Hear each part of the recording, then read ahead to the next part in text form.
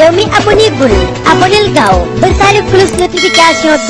bi ngeen mën di am lépp lu fi bàyyi. wër gu yaram mooy lépp li jiitu si doomu aadama léegi tam bi lay indi nag mooy diabète ak ramadan. diabète nag dafa nekk loo xam ne presque actualité la mu nekk loo xam ne li jéggi dayoo la mën nañu wax sa pandémie la parce que boo xoolee fépp si àddina bi la mu nekk feebar boo xam ne aussi tamit lu mat a bàyyi xel la parce que li muy faat bëri na tamit bu njëkk ba sax dañ doon wax diabète feebaru borom barke la waaye léegi boo xool bàyyi ko kenn ñëpp lay daal. léegi nag li ñu bëgg a wax si diabète mooy d'abord dañuy wax lan mooy diabète mooy définition bi diabète boo ko déggee mooy feebaru suukar la boo xam dafa nekk si deret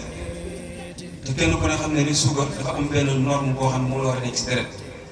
norme boobu dañ ne dafa war a nekk 0,70 ba 1,10 gramme par litre boo ko nattee si doomu aadama nee nañ loolu fourchette boobu ko amee cela veut dire que kooku deretam diabète bi si suukar bi si nekk normal la. bu fekkee nag suukar bi dañ koo natt mu ëpp lim boobu moo wax mooy 0,70 ba 1,10 c'est-à-dire mu supérieur à 1,26 ki nga xam ne boobu dafa toog noonu juróom-ñetti waxtu yoo xam ne lekkul ñu natt ko suukar bi ëpp loolu mën nañoo wax ne kii dafa diabète waaye lim sukkandiku si benn analyse boobu ne kii kat dafa diabète dañuy ñu permettre ñu defaat ko 2 reprises ñu soog a confirmer ne kii dafa diabète. beneen bi si topp mooy bu fekkee nit ki lekk na par exemple mu ñëw hôpital ñu xool ko gis suukaram ëpp na 2 grammes mën nañu wax ne tamit kooku dafa am suukar si deretam parce que bu fekkee da ngaa lekk suukar bi mooy ëpp bu fekkee lekkoo bu fekkee da nga lekk dañ ne suukar bi day ëpp 2 grammes bu fekkee lekkoo da nga nekk à 1 suukar bi dafa war a nekk 1,26 mais li nga xam ne mën nañu tënk ne loolu mooy diabète mooy suukar bi nga xam ne dafa yéeg si deret ba jéggi dayoo. léegi yan mooy façon diabète yu am façon diabète yi am mooy dañ naan 2 types de diabète moo am mooy dafa am diabète boo xam ne moom lañ diabète type 1 ak diabète type 2. diabète type 1 mooy li nga xam ne mooy diabète bi nga xam ne day dal xale yi diabète type 2 bi mooy ñi nga xam ne day dal mag ñi ëpp 40 ans bu dee xale yi ndaw yi nag en général le plus souvent mooy c'est une maladie héréditaire dañ koy jëlee si seen waajur yi mooy diabète bi nga xam ne moom la ñuy wax diabète insulino dépendant mooy diabète bi nga xam ne xale bu ko amee pancréas bi li ñuy wax pancréas mooy xërëndëb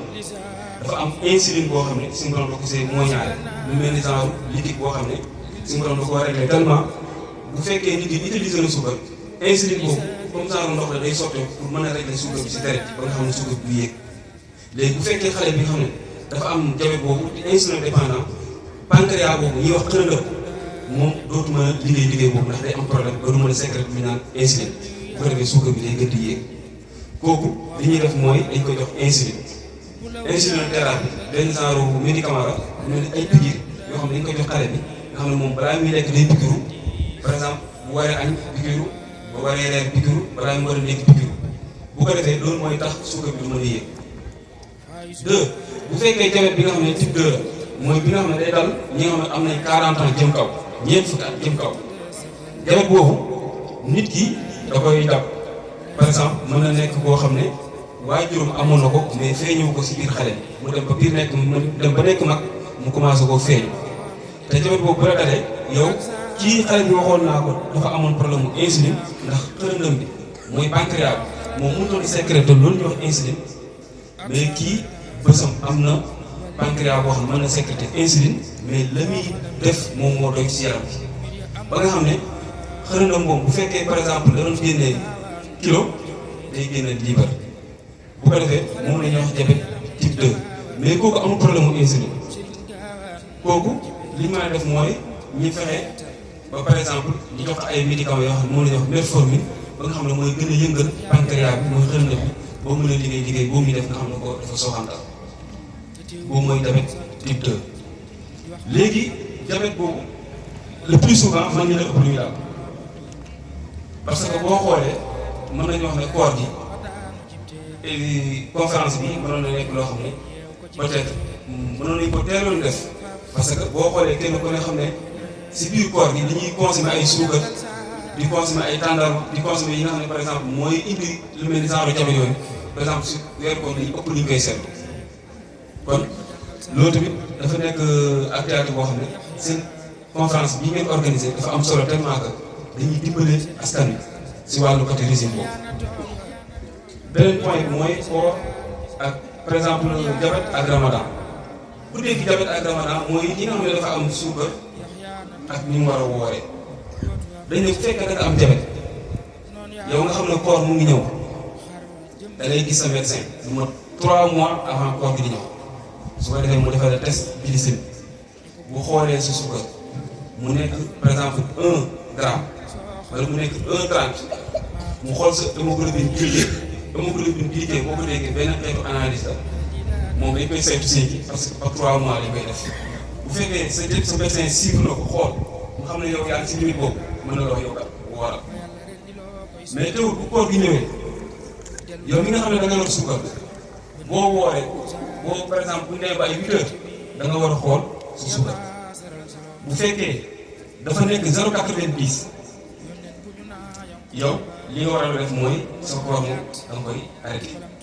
ndax nu muy gën a jëmee kanam sa suukar bi gën a wàcc te mën nga def comment hypoglycémie bu fekkee da nga dem par exemple ba ay côté midi jëm 14 heures yow it war nga defaat test suukar yow mi nga xam ne da nga am diabète toujours de di woor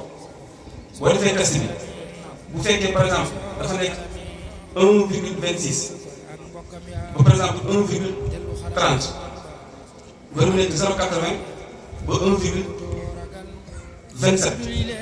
yow dañ ne yow moom da ngaa war a dagg sa koor ndax bu fekkee da nga am 0,70 da nga leer ne balaa koor gi di jeex yow mën nga def tamit hypoglycémie bu fekkee da nga am 1,26 jëm kaw wala nga am 2 grammes yow da nga war a dagg sa koor ndax ni muy gën a jëmee kaw sa suukar mën naa gën a yëg nga def li ñu naan hyperglycémie te hyperglycémie boo ko déggee mooy suukar bi nga xam ne dafay yéeg si yaram. yéen mbokki taalibe yi képp ku bëgg information du la raw moo xam ci diine ba actualité ak lu mu mën a doon yomb na da ngay bës s'abonné bës cloche de notification bi abonné fii ci touba.net.